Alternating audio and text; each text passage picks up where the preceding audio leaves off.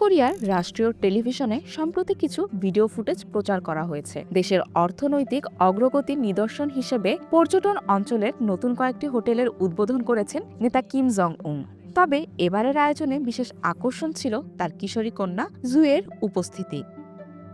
গত শনিবার উত্তর পূর্বাঞ্চলে চীন সীমান্তবর্তী সামজিয়ন পর্যটন জোনে 5টি আধুনিক ও বিলাসবহুল হোটেল উদ্বোধন করা হয়। কিম জং উন সশরীরে উপস্থিত থেকে এর মধ্যে 2টি হোটেল পরিদর্শন করেন।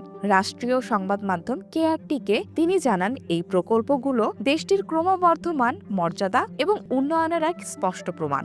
বিশ্লেষকদের মতে এই সফরের পেছনে বড় একটি রাজনৈতিক উদ্দেশ্য রয়েছে। আগামী বছরের শুরুতে উত্তর কোরিয়ায় একটি গুরুত্বপূর্ণ পার্টি কংগ্রেস অনুষ্ঠিত হওয়ার কথা। সেখানে আগামী 5 বছরের নতুন উন্নয়ন পরিকল্পনা ঘোষণা করা হবে। তার আগেই এই ধরনের উদ্বোধনের মাধ্যমে কিম দেশের সক্ষমতা বিশ্ববাসীর সামনে তুলে ধরছেন। উল্লেখ্য যে গত 1 মাসে কিমকে একাধিক কারখানা সহ বিভিন্ন স্থাপনার উদ্বোধনী অনুষ্ঠানে বেশ সক্রিয় দেখা গেছে।